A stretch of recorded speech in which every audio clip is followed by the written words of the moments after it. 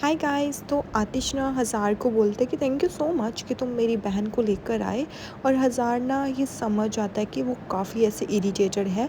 तो फिर अब वो बोलता है कि अब बहुत हो गया, अब साइड पर हो जाओ, अब तुम मेरी बहन के आसपास मुझे दिखने भी नहीं चाहिए। तो हज़ार फिर उसकी तरफ देखता रहता है। तो वो फिर मरजान उसे बोलती है कि आतिश प्लीज़, ये टाइम नहीं है इन बातों का। अब हमें ना इलुल को संभालना चाहिए, हमें इलुल की केयर करनी है।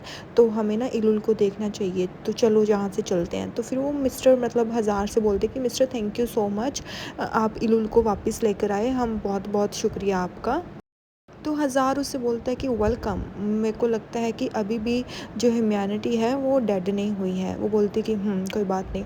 फिर उसके बाद ना आतिश उसे बोलता है कि मैंने तुम्हें वार्न किया था कि मेरी फैमिली से दूर रहो, पर नहीं, तुम तो बीच में आ रहे हो बार बार।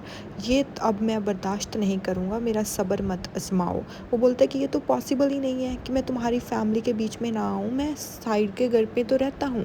और एज़ यू सेड कि हम रोज़ एक दूसरे को देखते हैं, तो आगे भी देखते रहेंगे। अगर तुम्हारे फैमिली मैटर्स तुम्हारे डोर से बाहर जाएंगे, तो दरवाजे के बाहर तो मैं देख ही सकता हूँ। इतना कहकर वो वहाँ से ना चला जाता है। और जो आतिश और मरजान है ना, वो वहीं पर खड़े होकर उसको देखते रहते हैं। फिर उसके बाद ना मरजान उसे बोलते हैं कि अब ना भूल जाओ हज़ार के बारे में, हमें ना हमारी इलुल इम्पॉर्टेंट है, तो हमें इलुल के पास जाना है। तो मतलब आतिश फिर उस पर गुस्सा करने लग जाता है कि तुम उसको थैंक यू बोल रही थी, हाँ। तो मरजान वो इज़ लाइक इसको क्या हो गया अब। तो वो बोलती है कि तुम्हारा कुछ नहीं हो सकता। इतना कहकर वो वहाँ से चली जाती है और ये बेचारा हमेशा फंस जाता है। तो ये फिर मतलब पीछे पीछे जाता है। इधर हम देखते हैं कि मतलब ये घर पे आते हैं, तो मरजान अपनी मॉम से पूछ रही होती है कि मॉम इलुल कहाँ पे है। तो वो बोलती है कि जैसे वो घर के अंदर चली आई तो वो अपने रूम के अंदर चली गई। तो उसके बाद तो मुझे उसका कुछ भी पता नहीं है कि वो कहाँ पर है। फिर उसके बाद ना काली बिल्ली भी बोलती है कि इलुल के लिए इतना कुछ बर्दाश्त करना आई थिंक ईजी नहीं है। उसने बहुत कुछ सहा है और अब उसके सामने इतना बड़ा सच सामने आया है, तो उसको ये सब बर्दाश्त करना बहुत ज़्यादा ऐसे हो गया है। बेचारी बहुत ज़्यादा डर गई है और सहम गई है इतना सच जानने के बाद। और फिर ना बेचारी नरमिन भी ऐसे चुप सी हो जाती है। फिर उसके बाद वो बोलती है कि कोई बात नहीं, वो ठीक हो जाएगी और हम उसकी हेल्प करेंगे ना, जो भी ये चीज़ें हो रही हैं उसके साथ, हम उसमें पूरी उसकी हेल्प करेंगे और वो पक्का ठीक हो जाएगी। ये काली बिल्ली, ये तेरे ही तो काम है सारे। फिर उसके बाद ना वो बोलती है कि कोई बात नहीं, मैं भी तुम्हारी हेल्प करूँगी जल्द से जल्द उसे ठीक करने की।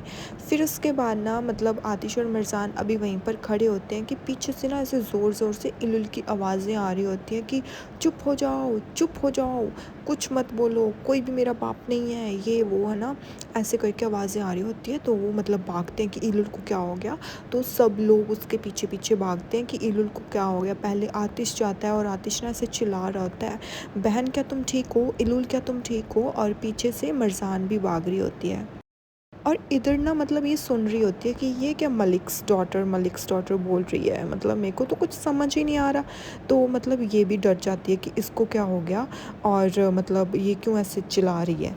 तो फिर यहाँ पर ना हमें पता चलता है कि जो इलुल की केयर टेकर है ना, वही उसके साथ ऐसे पंगे ले रही होती है और उसको वो बोल रही होती है कि तुम मलिक की डॉटर हो, ये वो।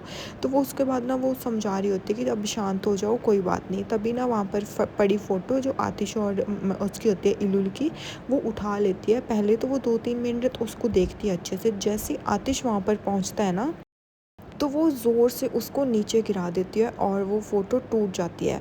और वो जैसे उसकी तरफ ऐसे देखती है तो उसकी नफ़रत मतलब उसके लिए बहुत ज़्यादा ऐसे हो जाती है और वो मतलब उसकी तरफ कॉन्टीन्यूसली देखती रहती है और वो खींच कर फ़ोटो नीचे मारती है। आई रियली फील कि मतलब इल्लू का ज़्यादा हो रहा है। अब इसमें मरजान की क्या गलती है। मरजान भी तब बच्ची थी यार, तू भी बच्ची थी। अब मरजान ने तो कुछ नहीं किया ना, मरजान के फादर ने सब कुछ किया है, तो उसके साथ जो करना है कर।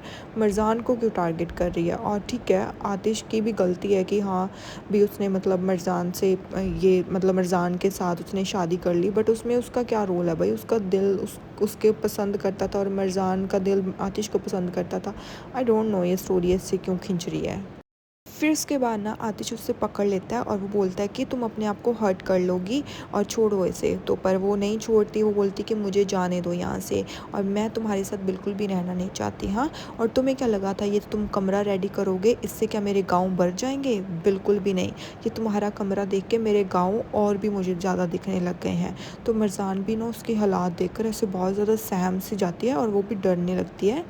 फिर उसके बाद ना इलुल फिर से बोलती है कि बोलो ना, यही तुमने सोचा था ना कि ये ब्यूटीफुल कमरा तैयार करोगे मेरे लिए, और उसके बाद मैं सारा दर्द अपना भूल जाऊंगी, जो जो चीज़ें मैंने अभी तक सहन की हैं नहीं भूल सकती, नहीं भूल सकती वो मैं सब कुछ, वो मेरे सब कुछ दिल में है। जब भी मैं सांस लेती हूँ ना, मैं अंदर से मेरा खून बहता है और मुझे पता चलता है कि मैंने कितना कुछ सहा है, और यहाँ पर आके मैं और भी ज़्यादा सह रही हूँ।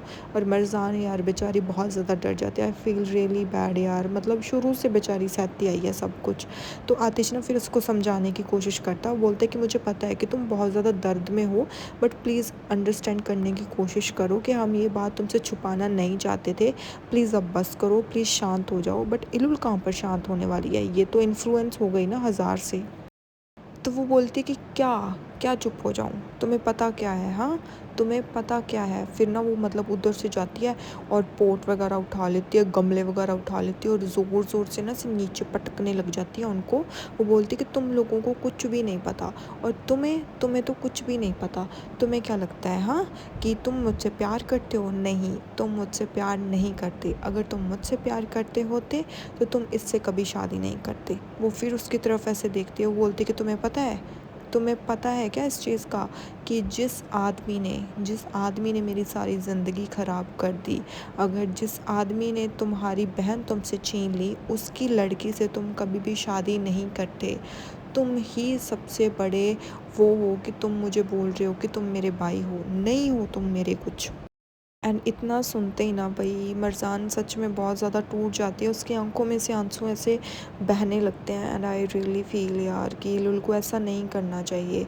फिर उसके बाद वो बोलती है कि अगर तुम्हें पता था, सब सच तुम्हारे सामने था, तो तुम इसको कभी चाहते ही ना, तुम इसके प्यार में कभी पड़ते ही ना। तुम्हारे सामने मैं आती कि इसके बाप ने मेरे साथ क्या किया, स्टिल तुमने इसके साथ प्यार किया।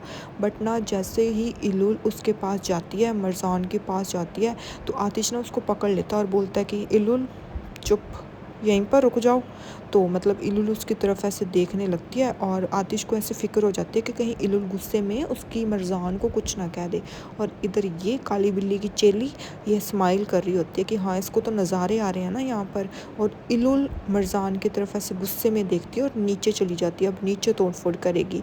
और यहीं पर ये एपिसोड एंड हो जाता है। Next episode I am gonna upload कल को, so stay tuned, please subscribe to my channel, bye bye.